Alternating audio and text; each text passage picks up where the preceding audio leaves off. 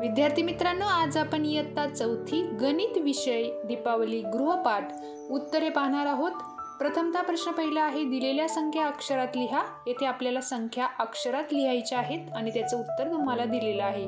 पुढचा प्रश्न पाहण्या अगोदर तुम्हाला दीपावलीच्या खूप खूप शुभेच्छा। पुढचा प्रश्न आहे, दिलेल्या संख्या अंकात लिहा। 794, 530, 469 आणि 333। खाली प्रश्न दिलेला आहे, दिलेल्या संख्येतील अधोरेखित अंकाची स्थानिक किंमत लिहा। जी संख्या अधोरेखित केलेली आहे त्याची स्थानिक किंमत आपल्याला लिहायची आहे। विस्तारित रूपावरून संख्या तयार करा। आपल्याला इथे विस्तारित रूप दिलेले आहे। विस्तारित रूप म्हणजे या सर्व संख्यांची बेरीज करून आपण त्याचं उत्तर लिहिणार आहोत। पुढचा प्रश्न पाहण्या अगोदर एक लाईक नक्की करा आणि आपल्या चॅनलला सबस्क्राईब करायला विसरू नका। तुम्हाला इतर कोणत्या विषयाचा गृहपाठ हवा असेल तर कमेंट करून नक्की सांगा। आकृतींच्या बाजूंची नावे लिहायची आहे आणि सांगा पाहू मध्ये घराची व शेताचे राखण करणारा कुत्रा। पुढचा प्रश्न आहे, सोडवा। प्रत्येकी 2 उदाहरण बेरीज, 2 उदाहरण वजाबाकी आणि 2 गुणाकार आणि 2 भागाकार अशा प्रकारे आपल्याला उदाहरणे सोडवण्यासाठी दिलेली आहेत। वहीत उदाहरणे व्यवस्थित सोडून उत्तर आपलं तपासून पहा। सर्व उत्तरे तुम्हाला दिलेली आहेत। पुढचा प्रश्न पाहूया त्याआधी आपल्या चॅनलला सबस्क्राईब करायला विसरू नका आणि एक लाईक नक्की करा। दिलेले ठिपके जोडून एक लघुकोन, एक काटकोन व एक विशाल कोन अशा प्रकारे आपल्याला काढायचा।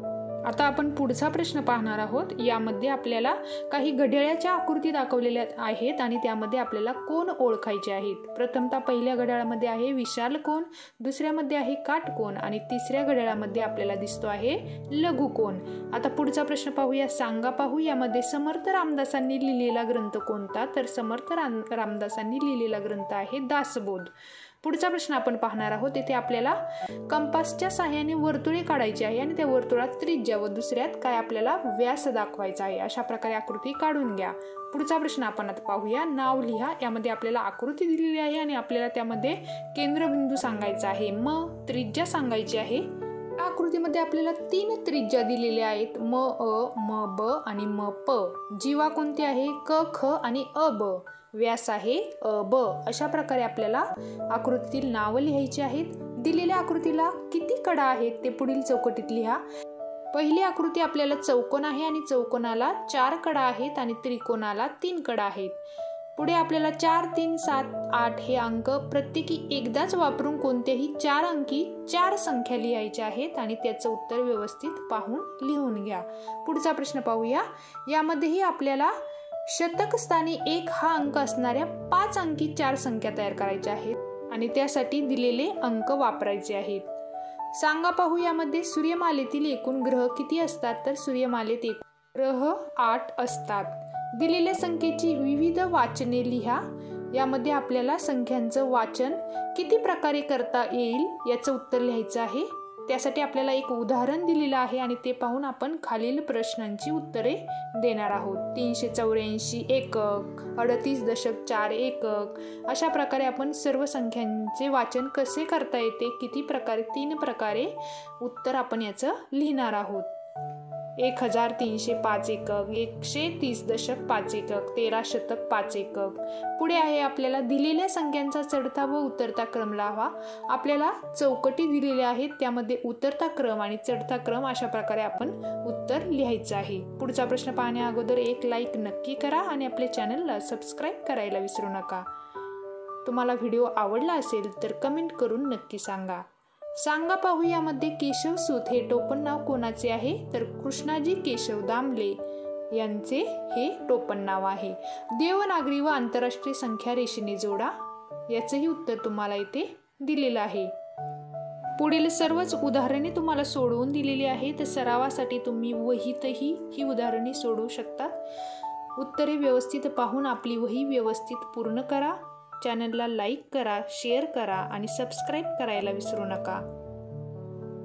येथे आपल्याला 527 गुणिले 32 गुणाकार करायचा आहे आणि 45 भागिले 5 भागाकार व्यवस्थित सोडवायचा आहे। पुढे आपल्याला 3 अंकी आणि 4 अंकी संख्यांची बेरीज दिलेली आहे आणि सांगा पाहू, यामध्ये या आकृतीत एकूण किती त्रिकोण आहेत? तर यामध्ये 8 त्रिकोण आहे। पुढील चौकटीत फक्त उत्तर लिहायचं आहे आपल्याला। 1 रुपयात किती पैसे असतात? 100 पैसे। 5 अंकी लहानात लहान संख्या कोणती? 10,000। सर्व प्रश्न व्यवस्थित वाचा आणि मग त्याची उत्तरे लिहून घ्या. सर्व प्रश्नांची उत्तरे इथे दिलेली आहेत.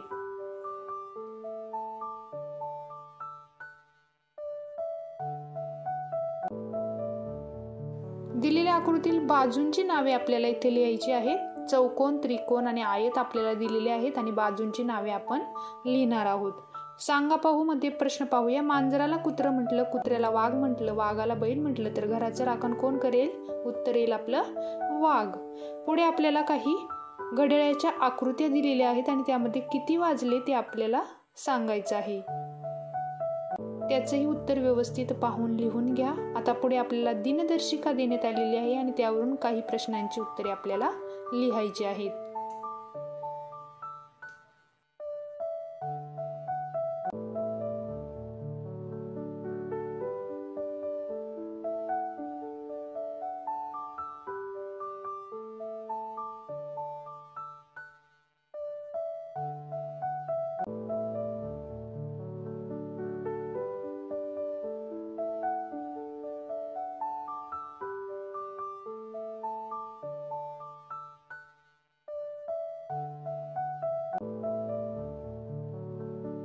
पुढे सर्व शाब्दिक उदाहरणे आपल्याला दिलेली आहेत. ती व्यवस्थित वहीत सोडून मग त्या प्रश्नांची उत्तरे लिहा.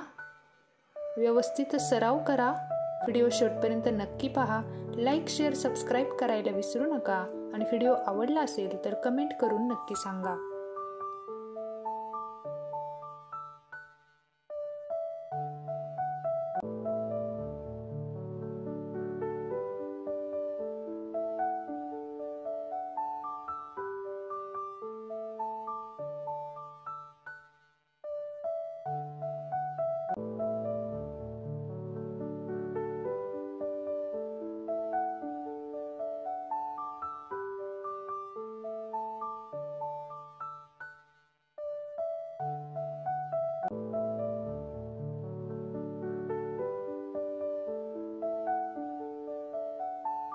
व्हिडिओ शेवटपर्यंत पाहिला त्याबद्दल धन्यवाद. परत भेटू अशाच नवीन व्हिडिओमध्ये. तोपर्यंत लाईक, शेअर, सबस्क्राईब नक्की करा आणि कमेंट करायला विसरू नका.